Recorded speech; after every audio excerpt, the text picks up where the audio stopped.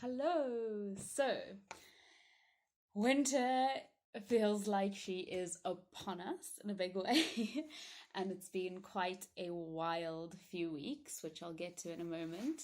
But I'd just like to say a huge thank you for making your way through the Mariaton calendar with Harry and I. This is our last video, and it's been quite a challenge getting them to you on time. So thank you for your patience, especially this one. There's been quite a lot of storms, which I hope haven't affected all of your farms and gardens too hectically. But it's been a massive eye-opener and just hitting home again how we need to stop such intensive farming and cultivation of land, as well as overgrazing and felling of trees, and really need to focus on correct grazing methods, mental planting of trees, and building up of organic matter so that when these heavy rains come, the earth can actually retain more moisture, because the floods happen so quickly on the farm that I've been working on that from 1 hour to the next everything was fine, and then the water was just flying over the surface of the land and breaking riverbanks and washing through houses and through stone walls, and it was quite astounding how quickly it all happened. So, as we progress through the month of November, it is important for us to keep as many roots in our garden beds as possible if we haven't planted cover crops, as well as mulch. So that can be done with straw or silage or tarps or however we want to do it. Black plastic tarps don't really prevent things from being washed away, and we want to keep as much of that nutrients and topsoil on our beds and in our growing areas as possible. So mulching and covering and leaving roots in the ground, but just cutting back the plants that you don't want, or leaving to stand, because they also are amazing havens and feed for birds and insects over the colder months. It's also a good time of year to start collecting all those leaves that are falling and making leaf piles, because that will break down into amazing leaf mold, which can be used on our beds, even in our propagation areas, depending on the weed burden. But it's an amazing source of fertility. It's also a great time to start reviewing the season and what we planted, what worked well. If it's a commercial garden, what sold well, what didn't, what crops were viable, which ones stored best or will store best, had the least damage and works within our context. So a time to review and adjust and make those changes so that next year we learn from our mistakes and can finally tweak the next year's crop plan to suit the information that we've gathered from the season. It's also a good time to start really thinking about what bare root trees we want to plant, whether it's fruit or hedging, because to start placing orders now is a very good idea, because otherwise we get later and later in the season and suddenly there are no trees that are accessible, especially organic trees. There are some amazing organic tree nurseries in this country, so please support locally grown trees when you can. It's a bit easy to get derogations for non-organic trees, but there really are some amazing tree companies, so please support them. It's also a time to start processing and preserving if you haven't already and your freezers aren't full. Unfortunately, this year we did not have a great tomato harvest, so our freezers are not packed full of tomatoes, which makes me feel a little bit unsettled.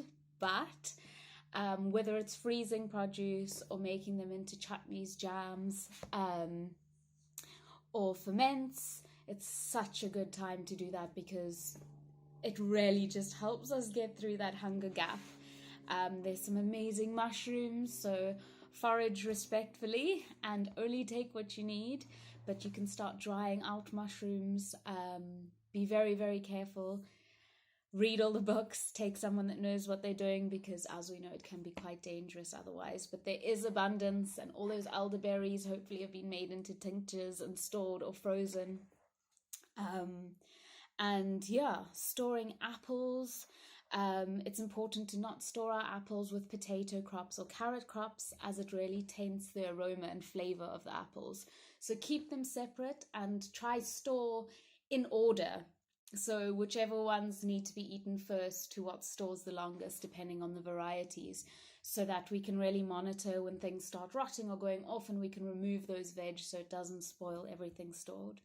A lot of root crops, so carrots, celeriac, even beetroot, potatoes, whatever it may be, can also be harvested or left in the ground. But those that would like to harvest now can be stored in sand pits or locks, which can be done in bins rather, with lids on. That worked very well on one of the farms that I worked at. So it doesn't have to be high-tech refrigeration and dark stores like that. It can be in cellars, or, as I said, in bins filled with sand, and they will last and keep a very, very long time.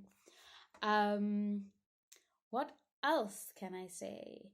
There's going to be a lot of pruning that'll start happening in the months to follow, as well as this one with soft fruits and taking cuttings, etc. and so forth. So now's a good time to tap into your cowpat pit preparation and add your clay. Maria Thun gives a very good recipe for this on page, let me find it. So on page 93, in the back of your book, Maria Thun gives you a very good recipe for tree pastes and how to use and utilize them.